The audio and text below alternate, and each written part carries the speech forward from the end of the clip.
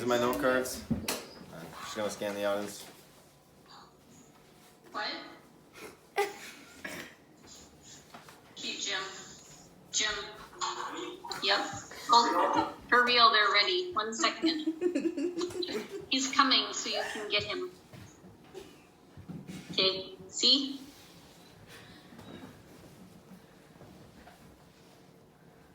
Those who do not learn from history are doomed to repeat it.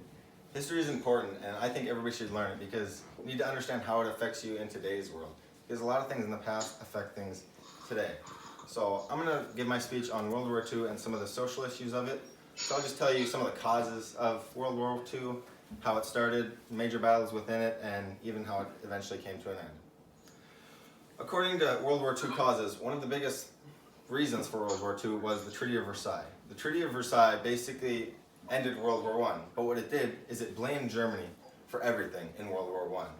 It destroyed their economy by stopping them creating all military efforts, and it just destroyed their economy. And then even past that, it expected them to pay massive amounts of money in reparations, which they couldn't afford.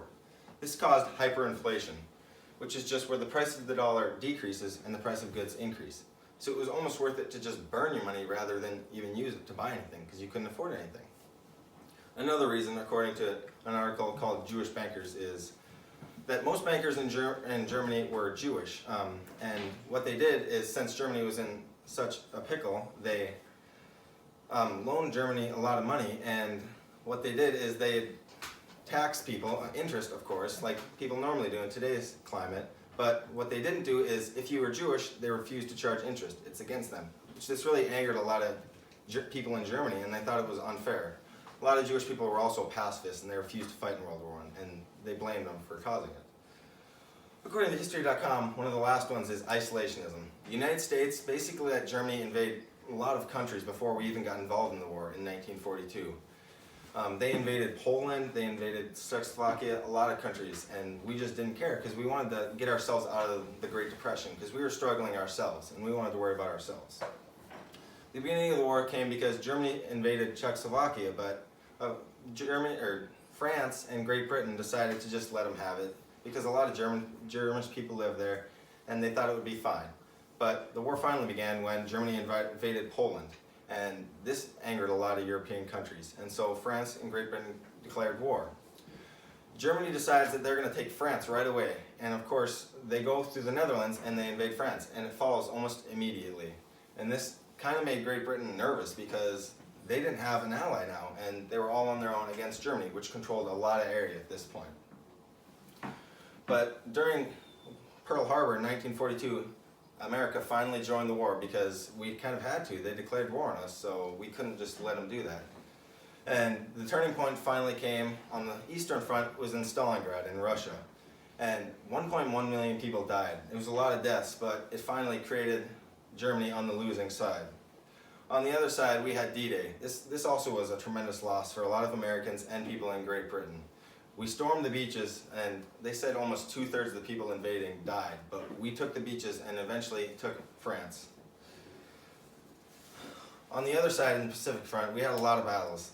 What the generals decided to do is they weren't going to take every island that Japan owned. They were just going to do something called island hopping. They were going to go to the most important islands, and they were just going to take those so that they could get close enough to mainland Japan to actually threaten them, and hopefully they'd surrender. Some of the social issues that came around during this time were like women in the workplace. A lot of women weren't able to work in the workplace because they were expected to stay at home. But since most of the men were off at war, we needed somebody to make bullets, we needed somebody to make guns, manufacture things. So women decided to take that job. Another one is people of different races, like Mexicans, black people, or even Native Americans. Native Americans were our code talkers, and we really respected them for that, but Mexicans and black people on the other end didn't get as much respect because people just thought they were inferior. The end of the war finally came about in Germany when the United States finally closed in. Germany had one last attempt to go through the Ardennes forest and try to take Paris again. They called this the Battle of the Bulge. This eventually failed because the American lines did not falter. And so Hitler obviously killed himself, and they took Berlin. This was basically a race between Russia and the United States. It was between capitalism and communism to see who would be on top. Another one is, we didn't understand this until the end of the war, but the Holocaust happened. Germany called this the final solution. They wanted anybody of the Aryan race to stay and anybody that was Jewish to be gone. And we just thought they were putting these people to work. We didn't understand that their mass genocide was happening. The last one is Japan finally surrendered is because we sent atomic bombs in Hiroshima and Nagasaki. This really angered some people, but a lot of people thought it was necessary. This is still a pretty important topic because a lot of countries have atomic bombs and they're quite deadly. In conclusion, history is really important, and if you don't understand what it did in the past, you can't really understand how it affects today. Whether it's good, bad, or ugly, you still need to know what happened and understand that it affects everybody. So, that's my speech.